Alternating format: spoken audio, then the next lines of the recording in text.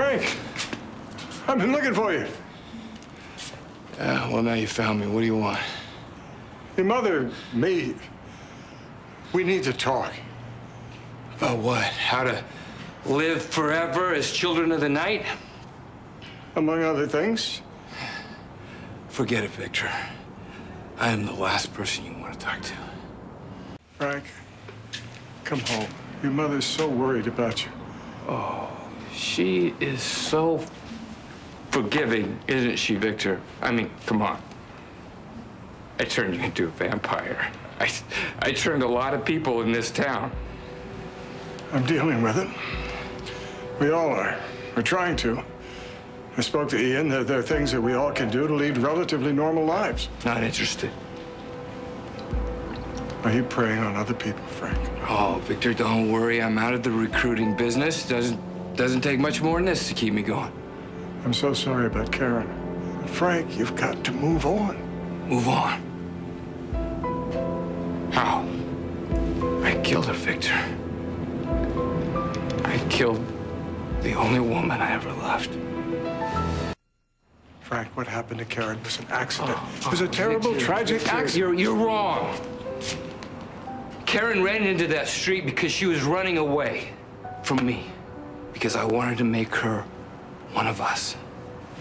Come on down and join the ranks of the immortals. Well, that idea didn't really appeal to her. Frank. Victor, save it. You and Mom might forgive me, but I will never forgive myself.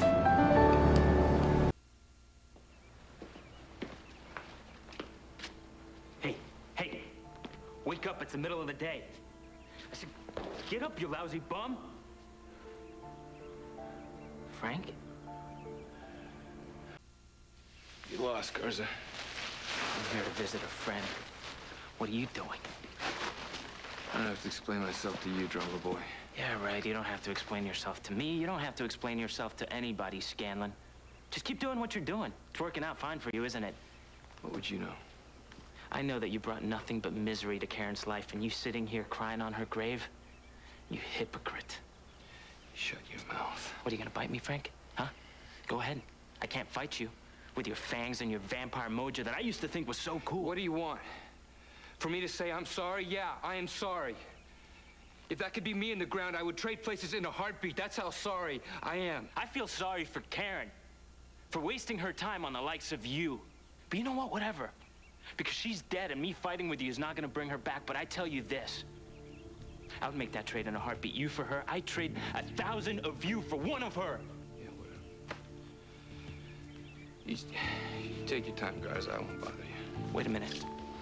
Well, you got more to say to me? Heard about you almost asking Caleb to do you in. Yeah, so? What exactly is that gonna accomplish, None of huh? your business.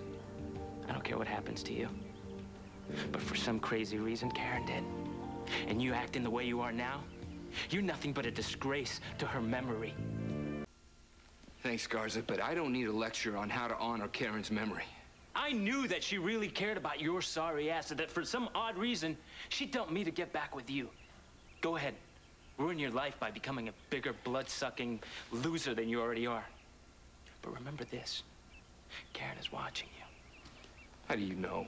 Because, Frank, the people who we love never really leave us.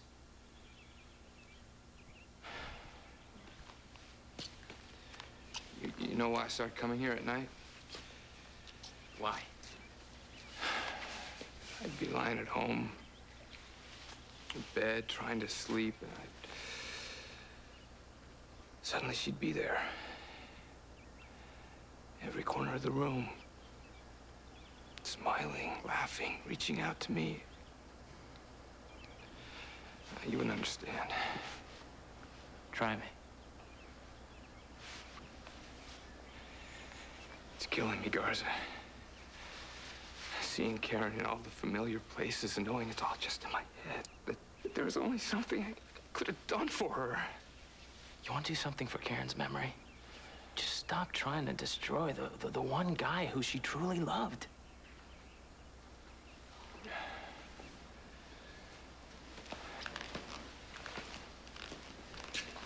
That was almost angelic of you.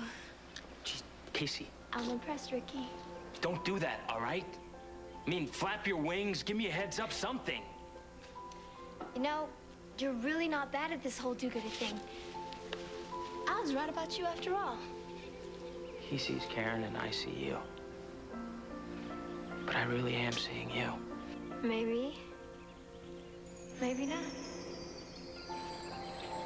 Casey? Casey!